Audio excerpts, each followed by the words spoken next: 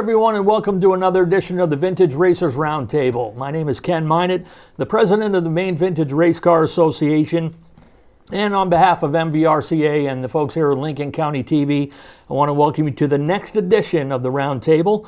It's a program where we bring together some legendary figures in Maine motorsports, share some stories, and look back in the rearview mirrors of their legendary careers and other neat stories, and we've kind of got a little bit of a different twist for you today. But once again, we want to thank Larry Seidlinger and the folks here at Lincoln County TV for hosting us. We are here for episode number 24. And first, we got to start right here with this guy, my co-host, as always, member of the Maine Motorsports and New England Motorsports Hall of Fame, Pete Silva. What do you think, Pete? I'm amazed that we're going on to our third year. It's not that I didn't think it was possible. It just seems like it was yesterday we started. Yeah. So we must be having fun if it went by that fast. Huh? Yeah, and people are actually admitting that they like it, so we'll keep going. Let's not push that one. So we've got three guys here today that, I guess, behind the scenes people, we'd call you guys. And we had this conversation before, just a little before you got here. They built, I don't know how they've built this friendship or how it, I mean, fragments of it we know how it started because they all do the same thing. But as I said to them earlier, I've seen groups of people that stuck together through their racing careers, like these three have. But they went to school together. Yeah. Or they grew up from in the same neighborhood, and they had that in common. These guys had none of this. They all started in three different places. But their paths all crossed and interconnected. I was telling you, if one of them was in the Swiss Alps and called the other two would show up. This is saturated with times one would call, and it's just very impressive, and can't wait to hear how it all took place. Yeah, and like we said, the majority of our shows are centered around Hall of Fame drivers and racing families and such, but figured we'd take a little bit of a different turn and look at some of the guys who work behind the scenes. Yes. We do have a driver here as well, but Pete. Yeah, this guy. But let's start right beside you, Pete. We have championship driver, chassis man, graphics guy, Jerry Babb. Welcome, Jerry. Thank you. Thank you very much. Right there in the middle, graphic designer, tire carrier, spotter. You've done pretty much all of it yourself, Dale Averill. And at the end of the table here across from me, graphic designer, former transport driver, and we're going to get into all kinds of stuff with you as well, Mr. Warren Hamilton. So what do you think? Well, we'll start with the old guy, other than me. You? His is pretty interesting. I mean, he starts young. Rather than me just throw things out there, why don't you tell us your story from the beginning? Family, people building a racetrack and living in the neighborhood, and how that all transpired. Yeah, well, I was fortunate enough to grow up in a racing family. My grandfather built Beechridge Speedway in 1949, and I wasn't around then. But when I was about 2 is when I first started going to the racetrack, and that's no lie. I had to go sit with my mother and my aunt and Phyllis Walsnum and June Levitt and sit in the grandstands with them. And of course, I was always interested in racing, and once I was old enough to get in the pit area, that's where I was. And I was fortunate to meet up with a guy named Joe Tufts, who was doing some work around. Joe Tufts. He was the owner of Scarborough Signs, and he was painting some graphics on the wall at the time. And I expressed an interest in it. Well, one thing led to another, and I ended up working for him as like an apprentice, and that basically got me into the race car lettering business. Okay, I was wondering, so how old were you then? I was about 14 or 15 then. Okay. And that's what you were going to do from that point? Yeah, that's pretty much what I did. And somehow you added all this other stuff to it? Yeah. I ended up down south with these two clowns, and we all worked at the same place for a year or two, and then some of us went over to work with Andy Santerre for a few years. Yeah, we want to touch on that. I think that's pretty cool, too. Yeah, very cool. Yeah, Andy was a great mentor for us, and fun to work with, and we're still friends today. Like I say, he's a great guy. All three of us are extremely close with Andy still. Yeah. So. One of the few people in racing that nobody says anything bad about. Yeah, exactly. Almost pisses you off. I got a little job. As a matter of fact, I got a little job to do There's for a few him tomorrow. competitors would say otherwise. Nah, sometimes. he's just good to everybody. Yeah. You know, he takes the time to be good to everybody. Not gonna and, heat a competition. but- so, we established how you started with the lettering deal. So you're next. I'm next. Your first car lettering, you started at 13 years old. How the hell does that Yeah, happen? the first brush I ever picked up, I was only about 10. My dad was doing David Wilcox's father's car, Pappy Wilcox. Yeah, I mean, Way how back. cool was that? That was the Yeah. first car you lettered? Well, it was the two-car? first one I filled the numbers in on. My dad was an old school Trace sign 'em painter, out. pinstriper, so and an architect, and he was lettering Pappy's car that day. And I always went with him because I loved race cars. So Sure. I'd sit in the car and play around the car while he was, shaking it while he's trying to letter it. So Just thinking that. he's like, hey, why don't you take this brush and fill these numbers in while I'm doing the rest of the car? And I was like, well, okay. Jeez, what a perfect way to start, huh? But because I Just stay between the lines. was artistic anyways, but, drawing race cars and all that when I was a little kid. But that was the first time I picked up a paintbrush and started. So you're 13. Yeah, I was 13 when I actually took over my dad's sign kit. He was like, here, you take the Oh, so you were filling lettering in business. before you were 13. He said, you take the lettering business. And At 13. yeah, he had an old tackle box, like an old Yeah. That's metal what we had. fishing That's tackle what we all box carried one of those at one with a time. little shelves in it Yeah, and everything. sure. And everything had its place. And he said, here, he said, you take it. Mind-boggling. Wow. He said, you start doing it. You were 14 when you started. Yep. I'm not going to call you the kid in the group. I'll just I'm say the Jerry. kid. It's your turn. At 61 years old, the kid in the group. But anyways, I was brought up in racing because the family was, and my Uncle Bob had cars and my dad had cars, and they were across the street from my house.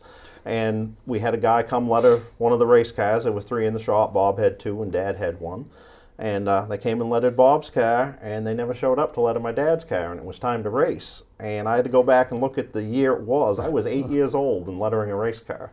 But I had a ton of model cars, and that's how it started. So Were you guys all artistically inclined growing up, like Yeah. doodling and stuff? And yeah, Really? Yeah. Yeah. Take a look. yeah.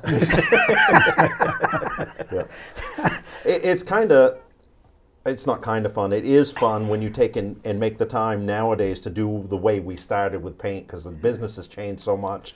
Warren and I got to work together again last summer, and after about a half hour, it just felt all natural again, just like it did years ago. Was that working on the X car? Yes, working on the X. Really thrilled you guys We've did done that. I know several Tim was. cars together, but Yep. that was a favorite one. That's Yeah, that was, That's the thing, you got never back here. forget the technique of a paintbrush. Yeah. Once you've got it, it Yeah. comes right back. But you followed in the family footsteps, or you drove for a while too, didn't you? Yes, I started late. I was content to help my dad, and I always wanted to race when I was younger, but I saw what it cost to race, and I didn't start until I was in my 30s. And I thought I raced for a long time, but it was a little over a 10-year stretch is all I raced, full time. And got fortunate enough to win some races and some championships and make some really good connections and had a good time. Yeah, obviously I wasn't around here when you were doing all this. I've seen highlights. You actually did pretty well. So how did Glinsley discourage you from that then to go? Well, that was funny. I was lettering a bunch of race cars like we were all doing back in the 80s and 90s, and I went to NRP probably once every couple weeks to letter a brand new car that they had shipping out the door. And Dick Glines had always been on me. He says, "You got to stop driving race cars and stop being a crew chief. That's where the real need and money is." And he'd only done it like 6 or 8 years before they talked him into getting out of the car to let Yeah. Robbie Crouch drive. And it turned out to be probably one of the best things Glines ever did. He had a great, successful business, made great connections and all. And he tried talking me into it, and Steve Levitt did the same thing. It's like, I'm having way too much fun driving a race car. And of course, I was broke all the time, like all of us racers are. That was a requirement. That was a requirement. And, it's one of those deals that, the next year I won a championship at Oxford driving and thought I was on my way to stardom. And, What division's that in? well, the pro That's pro the year stock. you stole the championship from Scott Chibuk, right? Yes, Yeah. yes. That was a fun year. And Scott and I have become friends. And going back on that story, the tech man at the time says, you're going to lose this championship if you don't pay attention to your tires. I says, I got the best tire program going. I buy one a week and I put it on the car. He said, Jerry, you're not listening. Your tires aren't as good as what you're racing against. And I didn't figure it out. And we raced legit. Scott can claim I didn't. But we raced legit on non-softened tires all year long. And everybody else we were racing on that was winning was on soft tires. So either I was a genius or I was the greatest race driver there that year. But I don't think either one is true. Well, you got to, when you soak tires to make them last and work the way they want, you need to know what you're doing. You just don't buy a can and start painting the tire. Well, I did that. I went to Nova Scotia that same year. There was 3 races at Nova Scotia, and became friends with Scotty Frazier. And he says, you can beat me here at Oxford, but I guarantee you can't beat me at my home track. Well, I didn't realize he was soaking tires either. And I went up there and I struggled. We finally finished second to him up there at one of the 150 lappers, and it was a cool deal. And he told me what he was doing, and it's like, how do you have time for this? He says, if you don't keep up. He says, I'm telling you, I don't do it. He says, there's no way you're not soaking tires and running as fast as you are. I said, yes, I am. So, yeah. So you must have had a pretty good feel for setups. I mean, is that something, did you have to search that out, or is it something you learned It through was, the family? you know, learning through the family, and had some really good connections along the way. Steve Levitt, which we all know, Hall of Famer, great guy. I was kind of one of his guinea pigs, and every Friday I would head up to Steve Levitt's at his race shop, and I bring a bucket of Kentucky Fried Chicken because there was no Kentucky Fried Chicken stores near Keyser Falls, so that was the whole deal. I went up there, and I could pretty much leave with any part I wanted as long as I brought that bucket of chicken. And Kevin Durgan and others will say, we're spending a fortune, and you walk out of here without spending any So money. number 5, there you go. But it was great because if Steve had an idea, he'd run it by me, and I got to be a guinea pig on a lot of things. So I learned at somebody else's expense because I really couldn't afford to race at the level I wanted to or was racing. And without people like him and my dad and others that I learned from along the way how to get by with a little bit less, you know, that's how we got to race. Well, Steve never had any shortage of ideas. No, still doesn't. You know, going back to the tire deal, when we were talking about Jack Ingham earlier. I spent a lot of time there. And we made our own tire soaking 55-gallon drums. Yes, yes. And we'd send 2 to Hanley. And I probably shouldn't say something you talked. We'd send 2 to Glines. Oh yes, yes. And there's a Bush North team that won a couple championships that I'll leave the name out. We sent 55-gallon drums of that stuff. So, like Frazier told you and everybody else, everybody's running it. Right, you know, right. You did well to keep up without it, believe me. And getting back to the original Pat, Dick and the guys were having really a successful, great business at NRP, and they had a chassis seminar one year, and he invited me over. He said, it's not going to cost you a thing. He says, you're here every Friday anyways, just come on over and do it. And there was a lot of things I didn't realize, you know, that were important. And between people like Glines and Steve, and then later on going and being involved with Andy Santerre and different cup teams, it's the little details that made the difference. And before I moved south, I thought I knew it all. Once I moved there, I realized that all my details weren't nearly as fine as I thought. And that made it a lot better. So now that I'm crew chiefing and consulting on teams, you know, most of the people have the basics not quite right. And all you got to do is just get their basics right, and then they're a competitive car. And they think you're a genius. And in reality, all you're doing is pointing them in a straight line. Yeah, you're squaring it up and truing it up. Exactly. That's a good point, because I think it's time, going back to the Gordon era, after that, everything, every Sunday morning, Saturday morning was nothing but television showing you how everything was done, and you thought that was it. Yes. And it wasn't even close. No. You know, then you run into an old schooler that comes in and works on your car, and he does the new stuff, but he also goes, but the foundational stuff almost doesn't change, does it? No, it does not. It does not. Like we were talking earlier, we all got to work together at Corporate Image, and Andy Santerre, Dale was spotting for him, and we were all friends with him. I knew him, not really friends, but knew him at the time.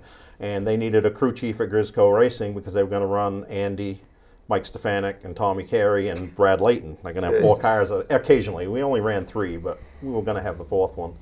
And I ended up going over there, and again, I thought I knew everything about a race car, and I learned a ton from Andy. I mean, every place I've been fortunate enough to be around good people, and if you just keep your mouth shut and your ears open, you can, and eyes open, you can learn a lot. Boy, that's the truth. I mean, you know, I spent some time at Banjos. I spent a little time at Laughlin's, KLB. Everybody has something that somebody else doesn't have. Oh, You yes. know, and in your case, and all three of you bounce around enough, and pretty soon you've got a lot of that in your own toolbox to work with, and it's a pretty good deal. Yep. Yeah. Never had any desire to race? When I was growing up, my father had a couple of the limited cars at Beech Ridge, and one time he let me make a few laps in one of them, and I said, "That's enough for me. I've had enough. I'll letter them and whatever else I got to do, but just not interested." It's a little different than what everybody thinks it would be. Yeah, and of course that was back when Beech Ridge was clay and oil, and they had just oiled the track. So, you know, I was going into the 3-turn, and instead of the rear end kicking out from underneath, you know, it went the wrong way. I was pointed up to the sandbank, you know, up the track. And it just wasn't for me. You know, Well, that's pretty impressive, somebody to admit it that easy. But that oil, and I've told this story before. Oh, yeah. I got asked to leave Unity. Not sure what for, but Which time? you find humor in that. I do. I find a lot of humor in Yeah. that. So I had met Walsingham, and I said, well, hell, I'll go to Beech Ridge. I'd never been on the dirt in my life. Stopped at Dick's Saturday morning, bought 4 used tires, mounted them, headed to the ridge. When they announced first practice, I jumped in. I couldn't wait to get there, and everybody's just looking at me and smiling. I didn't realize at the time that they were saying, look at that damn fool. That first practice at Beech Ridge was pretty slick. I didn't think Yeah. I was stopping doing twirls till I got to the South Portland Mall. Yep. Yep. My first experience in a race car, my dad had crashed a couple weeks before, and they took my uncle's old car and got it together so we could race the very next points race, because you got to be there. Oh, yeah. Regardless. Well, we went down Sunday back when Cal Reynolds owned the track, and it must have been 75 or 76, which would have put me 13 or 14. Dad ran the car and got it all right, and then my cousin Bobby got in the car, and he was only a year older than I did. He made 10, 12 laps. You want to make a lap? Yeah, I went out, and it's like, this is a ball, and I've always wanted to race, but again, I didn't start until I was in my 30s because I knew the way I thought to do it right needed to be done, and I wasn't going to do it until then. Well, that makes a lot of sense. And something else you just said that everybody doesn't get the benefit of. The first time sitting in the car, it wasn't fixed. wasn't fixed right. set up, and it wasn't reasonably, you know, most people, probably your deal was hell and high water, just trying to hang on, wasn't oh yeah, it? yeah, definitely. No desires? No, I loved it. I got to drive a couple times. I don't see it anywhere in here. No, I didn't put it in there. It's kind It's not of in the bio, kind of Dale. real Is it unforgettable? Is that the minuscule term? career. Where did you do that at? 95? No, actually, my first time I ever got in a race car was at Unity. Yeah. I was working with Art Beam and Joe Foss. Art They the had a Laser Griffin Beam. chassis. They had Yeah. Good Griffin chat. chassis up around the Bangor area. So- Art was building Griffin chassis, and I lettered their cars. And Joe said, "Hey, you letter my car for free. I'll let you take it out at Unity." And I'm like, "Really?" So Kind of like lettered putting his makeup car. on a and- hand grenade, isn't it? Yeah, right. So I got in it, went out. I thought I was setting the world on fire. I thought I was flying around the racetrack, you know. No, came in. They're like, "Yeah, you weren't going very fast." I'm like, "Oh, You think you're okay." flying. Well, then, I don't know, quite a few years later, I'd been on the road racing with Ricky Craven on the ACT tour, and came off the road from that and started helping a buddy of mine, Greg Vino from Newburgh. Yeah. And Greg was like, "Hey, if you come help me, Speedway 95, he said, I'll let you run the car." And I was like, "Oh, here we go." So he said, "You take it out and practice it every week." He said, "I know what the car will do." It's a Laughlin chassis, and it was, grandmother could drive it. You know, Is that a being- trailing arm car? Yeah. Yeah. And it was a real easy car to drive, I thought, because right off the bat, I was flying in it. And that was when Andy was a rookie in the Super Street division. So what year was that? In the Santerre. 90s? In the 90s, probably? Yeah. Yeah. Yep. It was probably like 90, 91, somewhere around there. And Andy was in the Super Street division. He was winning everything. At Speedway 95. Well, they yeah. put the Charger cars and the Super Streets on the racetrack at the same time for practice. So I am out there flying around, thinking I'm flying. Here comes Andy, right on the outside, going by. Well, by, I don't know, third or fourth week, I'm hanging right in there pretty decent, No, I couldn't So race you're with dri- him, you're but not- I was picking up speed. So it sounds like you're doing this pretty regular then. Yeah, If I you're- was if doing you're it every learning and week. Every gaining, week, Greg would have me practice the Yeah, car. He's nice. like, I know what I got. You just go out there and get used to the car, and then we'll let you race it. Boy, he must have trusted you big time. He did, yeah. And the first race he put me in, I don't know, it was probably 18 cars. And because I had to start on the rear, because no points. So, Making it safe for everyone. yeah, right. But drove up the outside, got up to about fifth, and couldn't go any further. That's still pretty impressive. Yep. And hung there. And the only stupid thing I did was didn't watch flagman. So we So come busy. across the finish line. I'm on the outside, and checker waves, right? Didn't see it. Just kept racing. All the cars whoa up to go into the pit, turn 2.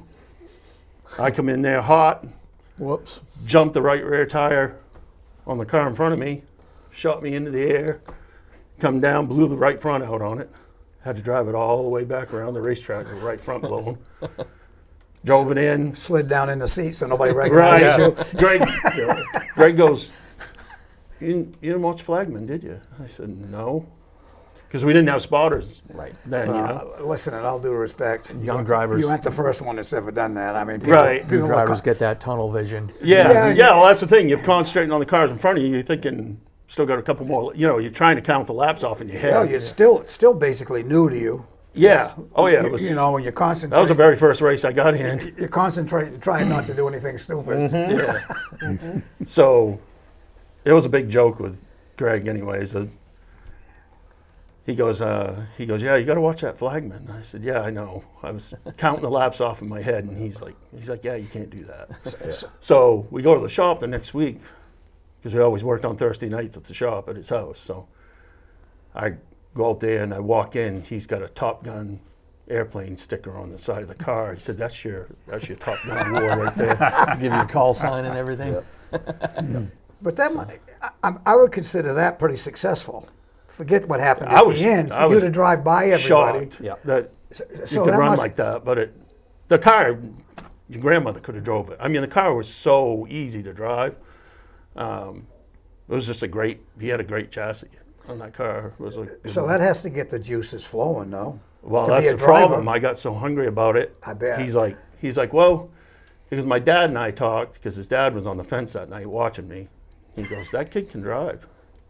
He goes, we ought to take that second car in the shop and start getting it ready and put him in that.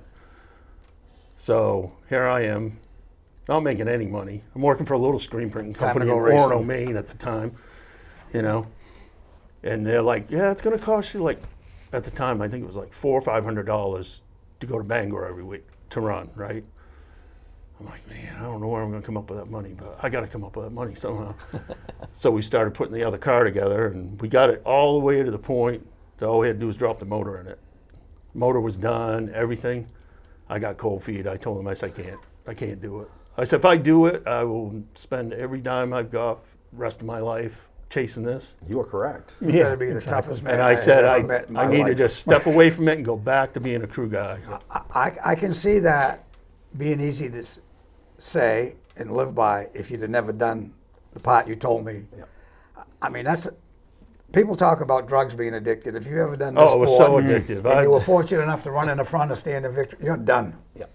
I still would like to have a shot to drive again at some point, just a couple times, but I'm half impressed and half bewildered here because anybody that's a racer in today's world, for what it costs, would go stupid over to have a deal just to come up with that kind of money to go race because you didn't have to build a car, you didn't have to build a motor. Yeah. but I had to. I mean, I it mean, looks there like was life stuff work. I was putting money into too there with them. But So then they you got back into the graphics. they had a spare car and they were like, let's just start putting that one together. So So you never did it again after that? no. Boy, I drove you're a rare bird. couple Legends cars down south a couple Yes. times just for fun, but Yeah. never Boy, I'd hate to just- try to out-stubborn you in a contest. So you build your first car, you and your dad. Who drives the first? I mean, you got the Andy Lude deal in here, but the first time you build the car, you don't talk about, and with limited success and decide to go a separate way, you built it with Rick and Tom. Rick Zemel and Tom Kimball. Yeah, two names that have been around racing, Oh, yeah. synonymous for Maine racing Long forever. time. Yep. And the first year, we had, we did Who's- okay. Is Andy driving it then? No. it was Okay, Rick that's what was I'm driving it at. then. Who is? Rick Zemel. Oh, Rick drove for you. Yeah, Rick drove for me. It was a number 3 car. It was a red, maroon and silver Nova. Yeah. And we had some limited success. I mean, I don't think we won a race, but we had some good top 5 finishes. Was this early in Rick's career? Yeah, probably 5, 6 years in, probably. I met Rick in the very early '70s at Dick's. I went down there, spent an afternoon Yeah, he lived drinking right coffee just down with behind Dick. Dick. Yeah. And I met Rick, and then I was gone shortly after that, and I knew he did well. But when I came back, I've been back about a decade and started doing these kind of things and started investigating. And he was badass for a while, and no matter Yeah. what he drove, wasn't he? He had a Yeah. 10-year streak that My it was word, really, it really didn't make good. any difference Yep. what it was. Yeah, he had a modified that Tom Kimball owned that he did really well Yeah. in. And he drove for Steve Roman. They did well. Did very well Yeah. with that. Yep. Yep. Yeah, the more we've gotten to be pretty good friends. I was friends with his wife before she passed, and I became really impressed with what he accomplished once he got I going. think the older he got, the better he got. Yeah, Those yeah, days. he just had a great demeanor. Then you got hooked up with Gardner and June Levitt after that? Yeah, it was after I got done. After I sold the car the year that Andy drove. It was the last year. I was, I've had enough of this. Spending money on race cars is foolish. But then I got hooked up with Gardner and June. I had been up there letting one of their race cars, and I had mentioned that I was selling my car, and they said, "Well, if you want something to do, you can always ride with us." Well, that was when he had the old green van that he used to have. It was a Dodge Jeez. Tradesman van. I followed that for a few miles. Yes, we took that thing to Martinsville. I don't know how many times, and there was some good times back then. Gardner was always good for a story, or So would you help him with the parts business? no, Or I just help him on the race car? just By help then him they on the weren't race doing car. parts then, probably. They weren't doing parts. And Yeah. I think at that point, Steve may have still been in the service. I Steve was believe. still in the service and come back. Yeah. Yes. Okay. But it was a lot of fun with Gardner and June. We used to do. We used to go to Thunder Road on Thursday nights, drive all the way back home. I'd work part of the day on Friday for my company that I worked for, and we'd get in the van noontime on Friday, head for Catamount, Yeah. and we'd race Catamount, and we'd barely make it to the racetrack. We'd get in the van, and we used to go downtown to the Tower Restaurant after the races to get a pizza and a beer. Yeah. And of course, Gardner didn't have a beer, but the rest of us did. No kidding. Every week, we'd get the exit for the tower, go up around the Cloverleaf. We'd run out of gas And a tow truck? in the hauler, the van. And Gardner would have to put race fuel in it. And how June would sputter about that. You're paying $10 a gallon for that. Why? I mean, why did that happen? Well, it only had a small tank in it, and we had to hurry so much to get to the racetrack. They Never would stopped to hold the put gas consi so we could go out and run the consi. So we didn't have time to stop for Unreal. fuel. I spent some time with Ralph Nason and some other people a couple days ago, and we were talking about we'd leave Waterville Thursday, Route 2, Thunder Road, then stay over a couple nights, and Yep. Catamount on Saturday night, then Sunday morning go into Plattsburgh, Yep. get on a barge, Yep. cars and trailers, and go into Canada. Yep. Scenario. Run Usually Scenario on Sunday. Yeah, the old track. The old short track, one. yeah, the little track. I freaked out the first time I went to one of those. It was in '79. They showed up. They were driving Mercedes and Cadillacs. They got out. They looked like they just come from a ball or went to church or a wedding or something. I said, but boy, they love their racing up They there. did. They do. did. Yeah. So let's, I know we keep talking racing, and how did you guys get to where you're at? How does this start between the three of you? I mean, your relationship, it's like you're bonded, like you're blood brothers. How do you started you start separately, and crossing now paths. you're like a unit almost. How does that happen? go Well, ahead, I knew Dale. Jerry from way back, when we had race cars and So whatnot. where did you live at the time? I lived Well, at that time, I was living up in Hollis, but I grew up right at the track. I mean, I'm in the house that I grew up in. Where did you grow I up? was in Wyndham, so I was 20 So minutes you're from close. Beechridge. So Yeah. they were close. Yeah, And they we were knew each long- other Where from you're in racing. Bangor. Yeah, I was in Bangor pretty much the whole time. yeah. Okay. But we, I was like- in New Hampshire for a while. Yeah, but we first met. I first met Dale at a Race Rammer car show in West Springfield. I can't remember the year, but he was doing some of the most awesome T-shirt and graphic designs I'd seen. And I So was you hand mostly lettering. heard of him. Or heard of him, haven't but seen never knew him. Okay. But knew he was, he's from Maine. Warren and I, we weren't really friends back in the '80s, but we knew each other and had a respect for each From the other. racetrack? From the racetrack Yeah, and the lettering. racetrack. Yeah, both. from Yeah. the sign business. Yep. Yep. So how old are you now when this starts becoming these Oh, relationships? probably- I was at Say- least in my Yeah. mid 30s. I was going probably to say at I was that point. so probably you- 40. So you Probably guys close are to in the 40. business a long time before you ever got together? Oh, Yeah, yes. yeah. Oh, Oh, yes.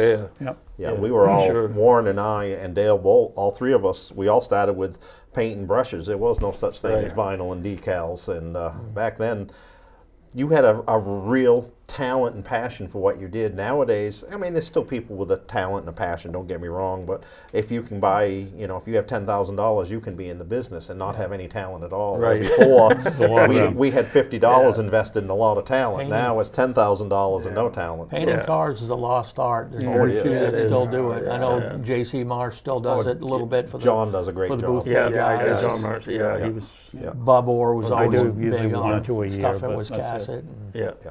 We got very fortunate because where I was, I could see both Oxford and Beechridge regularly, and Warren, Joe Tufts, Graham Bruce, and there were some other ones down in that. I mean, beautiful race cars, and it's like, wow, that's cool. And then you go to Oxford, and there was a man named Mickey Limiter that, again, the hand paint jobs were just like, you just stand back in awe of it before it ever went on the racetrack. So I got fortunate enough to see both of that and, copy it. I mean, the best form of flattery is, copying the innovators, Yeah, and good, these yeah. guys were good. I mean, and Warren, when Warren and I got fortunate enough to letter the Richie Evans car that was at the Hall of Fame.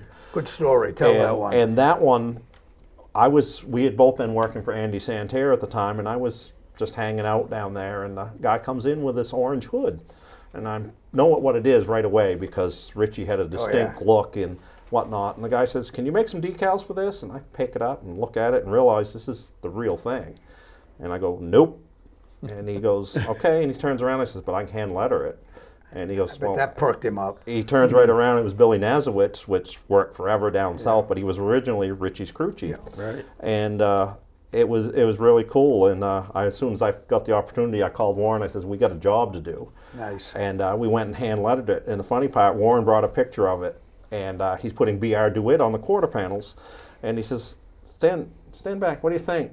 And I shake my head. I said, "Warren, it's too nice," because Richie was the greatest modified driver ever, but his cars weren't always the prettiest. And No. Warren's lettering was extremely tight and nice. And Warren had to wipe it off and dumb it down just a little bit to make it How the correct. hell do you do that? It's tough. It's It- tough. It's Was hard Billy to- there when you were having this conversation? No, Billy wasn't no, there. Billy so. wasn't there. No. But it turned out nice. I mean, I know it looked correct for what it was, but it was neither of ours best work because we were copying the original. And I think we did a good job copying the original, but I know Warren's work was much tighter than the original guy that Is did that it. car still in the Hall of Fame? Ray Evernham has it now. Yeah. Yeah. Yeah, We've remember been that's the fortunate car to when be able Billy to- went to work for Billy Hess. Yes. That car sat in Billy's garage for a long time, Yes. Hess's garage. Yeah. Yeah. We've been fortunate to do a bunch of those cars together, and Yeah. your replica of your car is one of them that we did together. And Yeah. Yeah, well, it came out nice. So, before we Funny. get to the Andy deal, one of you was working down south. yeah, this guy. So you all, Yeah, this list of names is crazy. yeah, there's a lot to go through. So how do you end up down there? Somebody hears about you up here and hires you down I there? actually, Andy and I have known each other forever. So this goes back to, now you're back to Andy Back to Andy Santerre, and he's Santerre. down there already now racing. Yeah. Okay. Yeah. All right. He was down there, living there, and he decided he was going to come back and race up here in 2002 on the Busch North Series, and needed a spotter. So I started spotting for him, and the guy that previously spotted for him in the Busch South Series, Frank Bolter, owned a company called Corporate Image. Okay. And so anyways, when he decided he was going to do the Bush North Series thing, Frank was too busy with his business. So Andy needed a spotter, and I took over and started spotting for him. And then 2003 came along, and Andy kept saying, you got to move down south, you got to move down south. And I'm like, well, my business is, I'd had my t-shirt business. Yeah, let's back up. When did you start that? I started the t-shirt business in 97. And what year is this they're calling you about coming down there? 2003. Yeah, so you've been established for a while now. Yeah, and the thing about the t-shirt business was that New Hampshire International Speedway, and Bob owned it.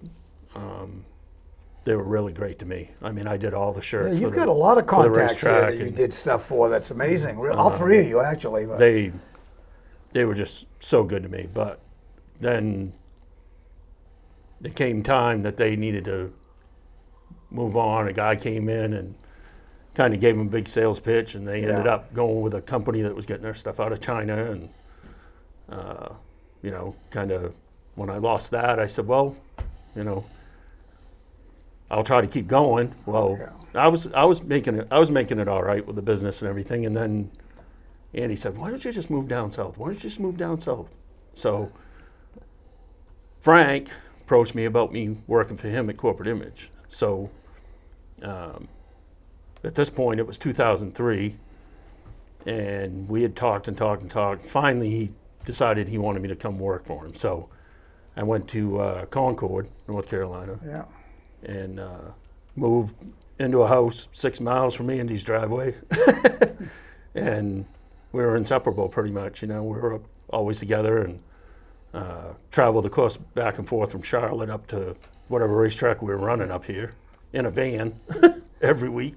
I remember those So days. that makes you a brotherly bond right there, having everybody on the team pretty much in a van. Well, Driving through now the they night have transporters and Right. stuff. When we were racing, you got your buddies and took turns driving Yeah. when it was a 12-hour. I fly. I'm sorry. Well, but you're you special. guys- You're special. Yeah, I That's realized that right. a long time ago. So how we end up together is, Well, yeah, I mean, then you call them to well, come we started join. to get really busy at Corporate Image. When I first went there, Okay. there was only 3 of us in the shop. There was Frank, myself, and another guy.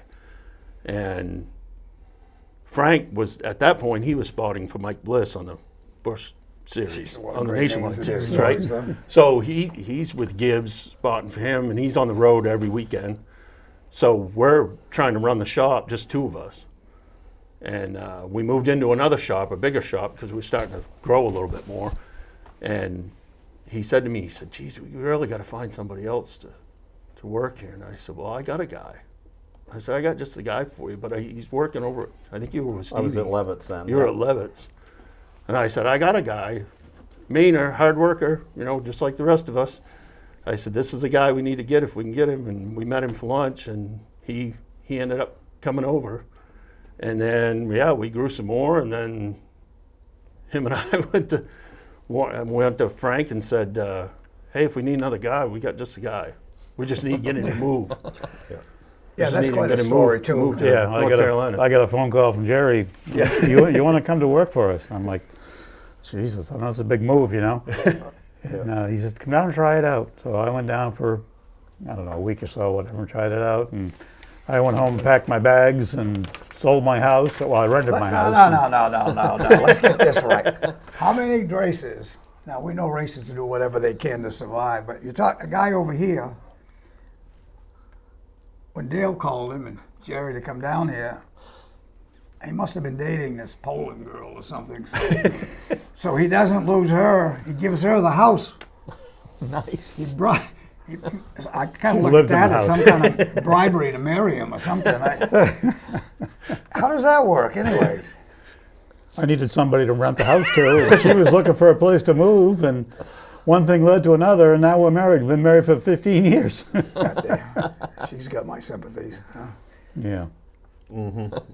She's good for Warren. I mean, Yeah. I'm very fortunate with my wife, Melody. She's polished a lot of the rough edges off, and Warren like myself, we had some rough edges, and we've been polished down. And we're a little friendlier to the neighbors. We can go out in public, Yeah. and Dale seems very happy in his situation. So we're all in a good place. We're all doing good. She's crafted you into the good man you are She's today. polished the edges. We had a conversation yesterday about something that happened at Oxford where I accidentally moved a guy into the infield where it was safer for him and everybody else, and I went on to win the race and got interviewed over front. And her version of what happened on the interview microphone was a little different than mine. I know mine was true, but she made it sound really ugly. And Who was the her? Your wife or the yes, girl my you wife. spun out? No, Melody, my wife.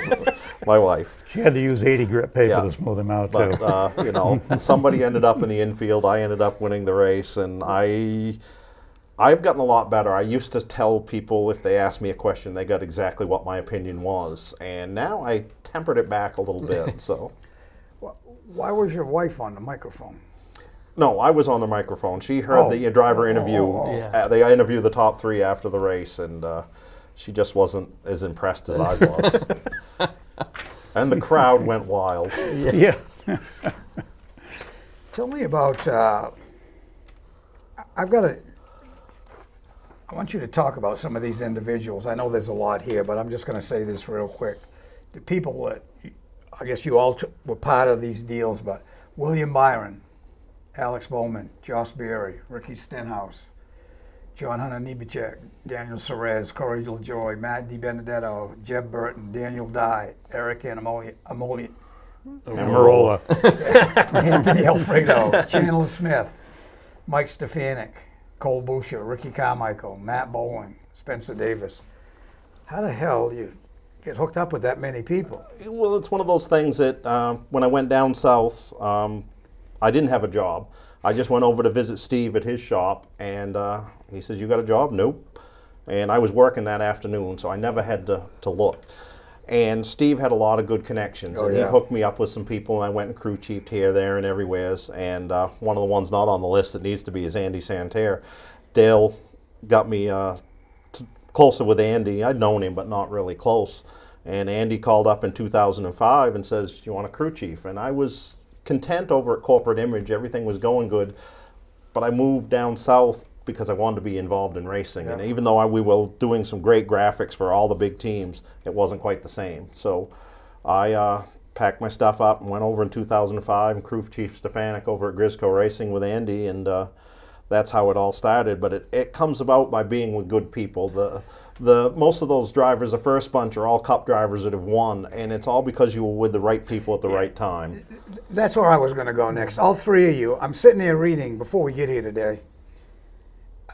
I said, the places you ended up and the people you ended up being around, that just doesn't happen. So you've either got to put in the time to get respect, that and or have a connection. And you just said the two names, Stevie Levitt and Andy Santerre. Yes. Because you guys went, you travel from here to there. That doesn't mean you're a crew chief, a tire carrier, or a spotter. So how does all this manifest to get to that point for somebody to call you one day Yeah. or tell you to your face, Steve, it's time for you to be a crew chief? What had you done for somebody to think you should be a crew chief at that point? Well, Steve and I had known each other since I'd been kids. Probably Warren knew Steve longer than I did, but we knew each other, knew the work ethic, and I learned from him what to do in certain situations. And he got me a couple Pro Cup deals and late model deals. In fact, what is now Fury race cars, he built the original LFR car. Oh yeah, I remember all and that. we put that car together and went to Wilkes-Barre to race, and it's like I remember that. He trusts me a lot to take his car, and I'm the guy in charge of it.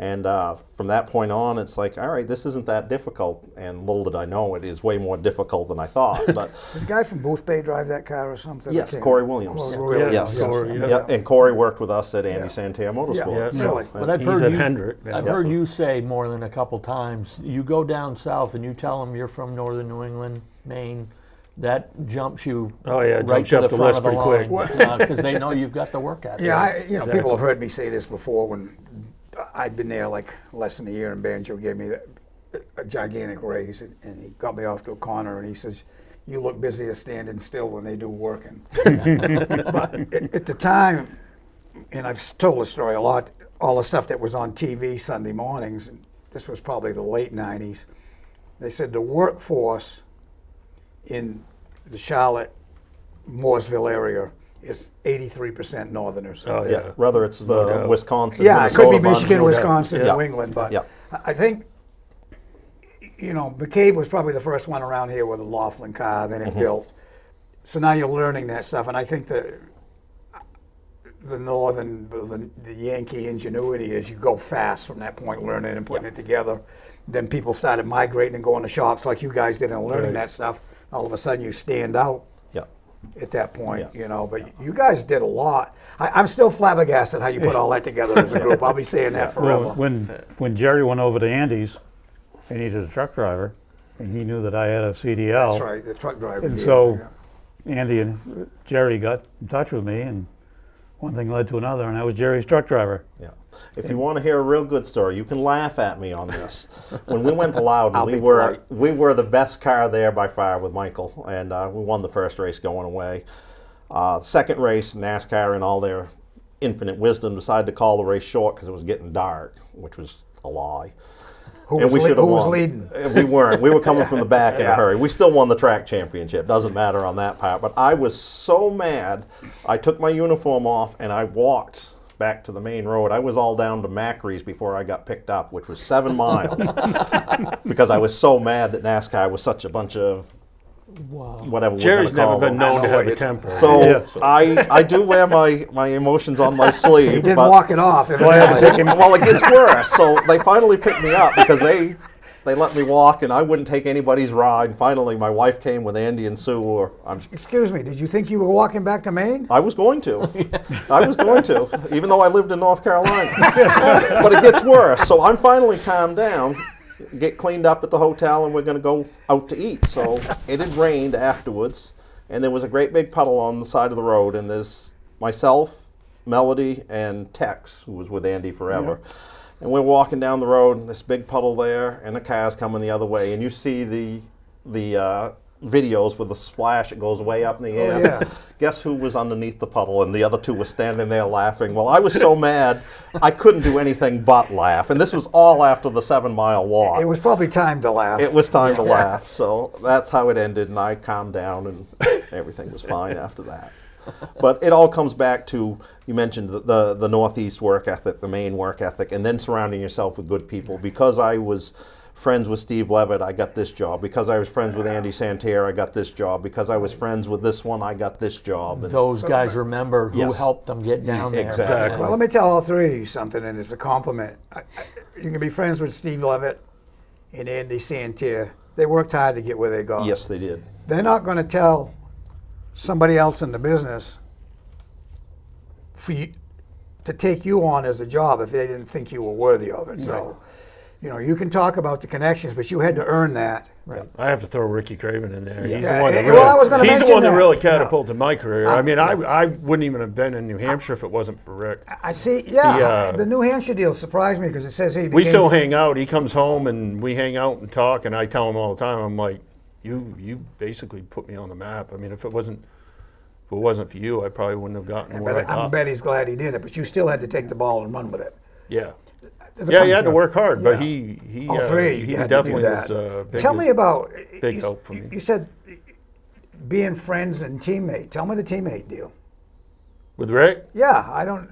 It was kind of brief. I only did part of the season with him with the '89 season. What were The you doing? ACT I mean, tour. was I here? Tire carrier for him. Okay. Yeah.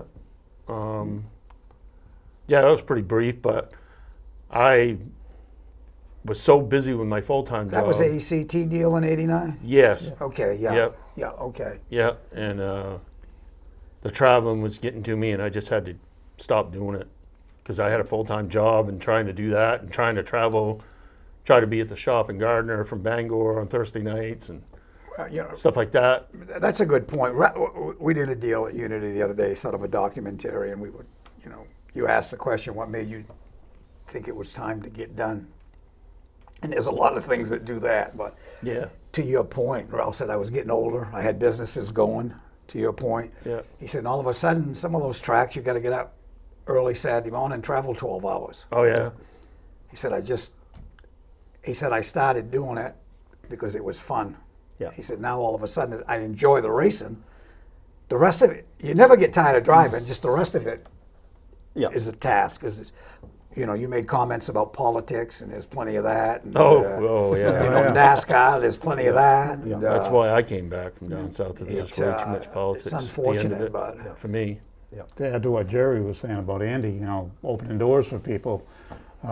When I guess you had already left at the time, but Andy's sponsorship deal with Brett Moffitt and stuff was starting to go south. And was that part of the diversity program, the Brett Moffitt deal? No, it was Is that- before. Year before. That was the year before. So But Andy had his own team. rental deal. yeah, Yeah, it was kind of a deal. rental Okay. deal. Yeah. So Ken Schrader heard that Andy was getting ready to close up or laying people off.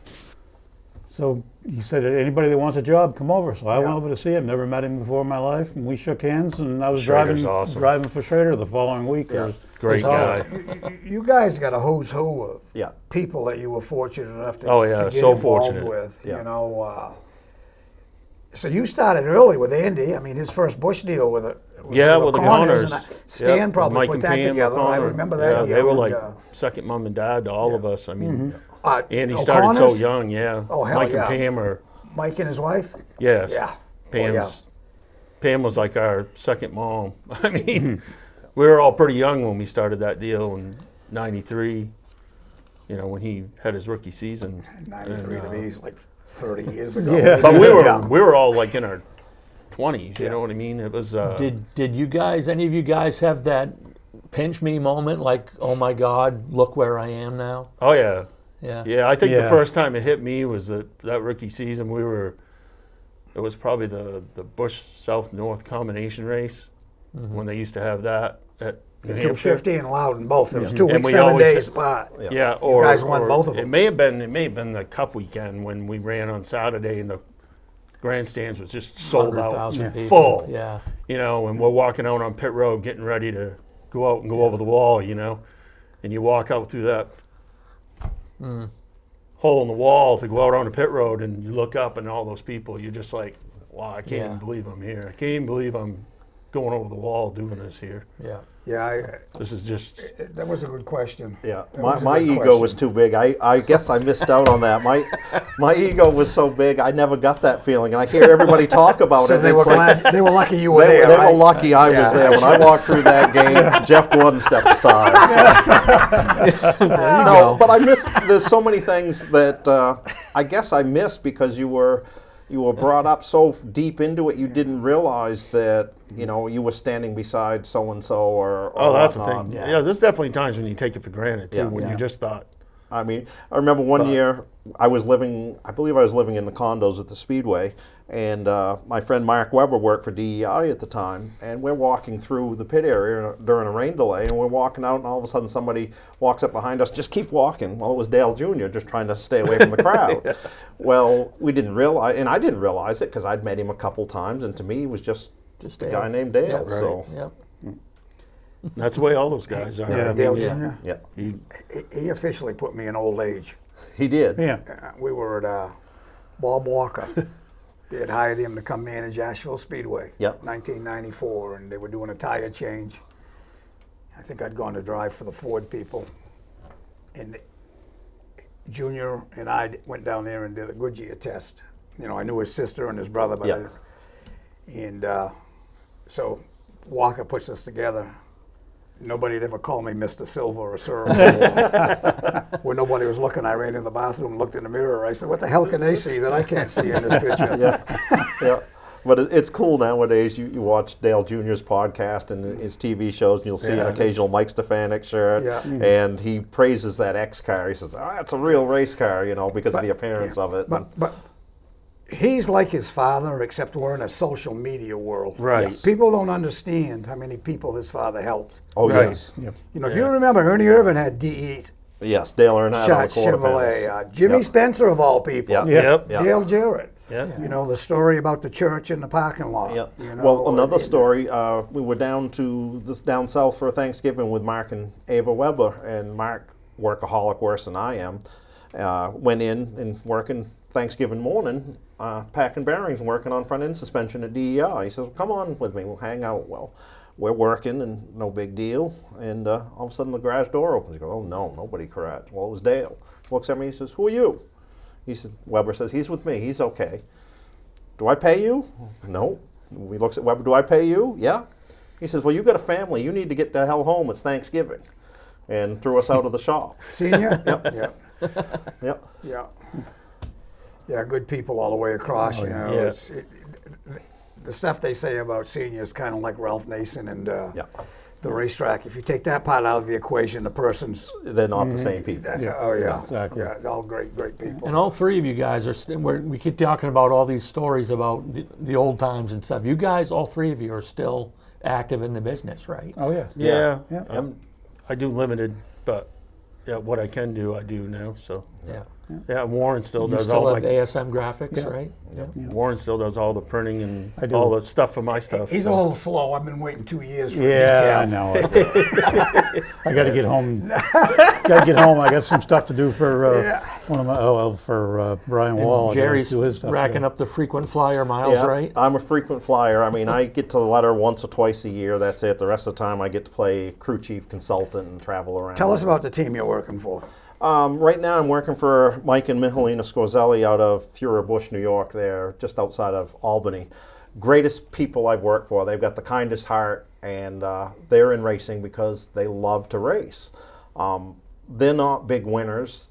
If we win a race, everybody's going to be over there congratulating us. And but if anybody needs something, we're the first team that's offering to help, or we've got parts for them. And they just, they love the sport. And the thing that keeps me going with them is every now and then I've lost the love of the sport, and you get jaded from the That's a good politics statement. That's a and the good statement, backstabbing. Jerry. And then I go to work for these people, and the situation I'm in now is fantastic. It worked for me.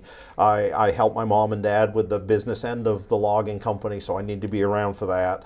I go to New York, set the car up, and then I go race with them. I don't have to be hands-on every day. So there are other opportunities for me, but this is right now the perfect opportunity. And they love racing, they appreciate me, and it gives me time to do the things I want to do. So Nice. And I still have some connections. I'm going to go down in a couple weeks to Pensacola, Florida, and test and tune with Spencer Davis with their super late, and then race their pro late model down there.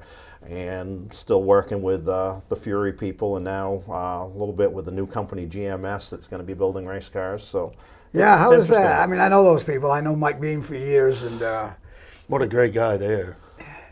Mike Beam's a great guy. so let me see. Nice to hear you're slowing down, Jerry. Yeah, slowing down. I need to mow my lawn. If anybody can come to Wyndham, Maine, So Uri Jr. left Fury to go to GMS.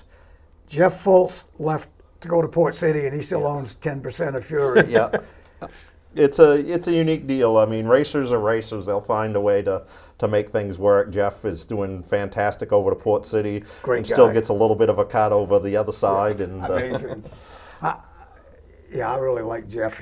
So you think they're reaching out to Levitt to come to work over there? I You know they are. for You a fact they are. that I know they are. both sides have reached out, and Them and Port City's reached out. Oh yes, yes, and he's enjoying himself right now over at Tricon with David Gilliland's bunch, and they built a one-of-a-kind car Oh, yeah. for the Snowball Derby last year that David drove, and David had Supposed a to gone smile. somewhere this weekend. Yeah, I think. David had a smile as big as all outdoors, and it was all Steve and Greg Marlowe and the guys, the crew chiefs. It was weird because I went down there just to be social. I turned down a couple opportunities, but I just wanted to hang out, and of course I was with Spencer Davis just hanging out, and beside them was Gilliland's car. There were 5 crew chiefs on that team, 2 engineers, and you'd never know that any of them, I mean, these are cup people, top of the line cup people and truck people. You would have never known that these people were crew chiefs because they were working as hard as the young, because they loved it, and this is what they wanted to do. Yeah, I watch when Steve has projects, like the question mark con when he got in the bind, half of those cup teams. I mean, Yeah. Hines was over there, Yeah. Kimmel was over there, Yeah. people from Yates was over there. Yeah. Yeah, back to their roots, basically. Everything we yes. talked about and complained about, back to the beginning when Yeah. you Right. enjoyed it, you know. And Yeah. I know they talked a little more than I thought they were going. That's all right. That's all right. Perfect, really. Guys. Yeah, the screen is red. That means That means you guys get to edit in the other room. we've overshot the runway as always. Means you have to Nathan's pay us waving for in your the- time here. Oh man, I'll send you the bill because I know it won't get paid. So. We'll wrap up the show like we usually do. Give you guys a chance to thank any special people you want to thank for getting your career off the ground and keeping you in this game as long as you have. So Warren, we'll start with you. Well, I guess I got to thank Andy Santerre. He's been very good to me over the years. He's a great guy. I worked for him for quite a few years, and I guess that's all I got to say. You can't forget the wife. And my wife Denise for putting up with all my foolishness and following me around the country, and Oh, yeah. it's been a good ride. I hope I never meet her because I'm going to ask her about that house deal. Dale, how about you? Well, if I have to go back a ways, I would say it would have to be Ronnie Barkham, Oh, God. way Dog. back in the day. I know Ron well. Yeah, knew him. Me Yeah. too. Sally Graves. How did you get hooked up with it? Excuse, I know we're Oh, on yeah. the time, but how did that happen? Oh, that's how I got the whole T-shirt thing going. Was Ronnie Barkham. That's cool. Boy, you guys have a lot of great I reached stories. out to him. He had the souvenir trailer for the ACT tour back then, and I showed up at Briar Motorsport Park. Showed him some of my designs and said, "Hey, I'm looking to get in the business." I drove from Bangor down, saw him at Briar Motorsport Park, and he was like, "Kid, I'm all in." Yeah. So Nice. started doing stuff with him. He's the real deal. I was teammates with him for about a month. Ronnie? Yeah, when I went over there, it just didn't work out. He was a wild man. Yeah. He's Oh, a yeah, we wild spent man. a lot of time at Churchill's Yeah. debriefing. Debriefing. And then he hooked me up with Sally Graves. She had the Bush North Series trailer at the time. So I started doing stuff for her. Geez, you covered a lot of territory, all you guys. When And it comes then, to that stuff. Ray Schaff, who had the Bush Series trailer down south, got hooked up with him through Sally. Did Bristol Motor Speedway stuff when Larry Carrier owned it. So those three right there, along with Ricky Craven, were how I initially got going. Yeah, pretty good names. Get hooked up with And you then, guys. being with Andy, again, Andy's name comes up, and just ended up being really close friends with him. In fact, he was just my best man at my wedding a few years ago, and my second wife came all the way to Jamaica to be my best man. Wow, nice. Second wives are always the best, right? Right, guys? right, yes. Correct. No doubt about Absolutely. it. Thank Yeah, God so my that's on wife, the Tricia- screen, huh? You're looking good. Love huh? you, Mel. Hey, honey. So yeah, I'd have to thank my new wife Tricia too. there you go. She has to put up with hearing all these old stories that she's. We had the New England Racing Hall of Fame, and Andy got inducted. I was there. and we all went down for that. And that was the first time my wife had been around anybody else. Like Stan and Diane Reserve were there, and some of the guys from the crew Yep. from back when we won the first two championships and stuff. And she walked into a room where she only knew Andy and Sue, and Peg Griswold. She didn't know anybody else, and it was hard for her because she just didn't, she couldn't relate because Yeah, that's that too was my bad. previous But life. I you get know it, what I but mean? yeah. Yeah. So it's kind of tough. So I have to give it to her to walk into a situation like that and handle it the way she handled it. So, but, Right. yeah. Jerry. And mine, definitely family. Mom and dad, supported me no matter what stupid idea it was. They were behind me 100%. My wife Melody, she had an opportunity to move down south to do a book for NASCAR. And it was just the right time for me because I had run out of money. I had gotten divorced a couple of years earlier and was still paying bills and in debt. The graphics business had gone digital, so it was going to be printing. So it's like, I can stay up here and spend money, or I can go down south and try something else. And it worked out great. And then when I got there, Steve Levitt opened a million doors. Andy Santerre opened some more. Tad Gerschechter opened some more. Schrader. I mean, the list just keeps getting big. And, you got to thank everybody that, you were ever involved with. And now I'm very fortunate between being hooked up with some great late model teams, which is what I love doing again, with Wilson Motorsports and Cole Butcher and, the people that drive for Wilson and, Spencer Davis and Tony Uri Jr. and that bunch. It just, Yeah. A it lot of just keeps successful going and people. going. So, and I just keep, if I can grab one idea off each one of them, I just run with it and keep bet. going. You made a statement a few minutes ago. They must look back and think about, but that's got to be a big statement. If you stop and think about all the names, all three of you just mentioned, and you're talking 4 decades here Yep. of being around top level stuff. Pretty Yep. impressive. Yep.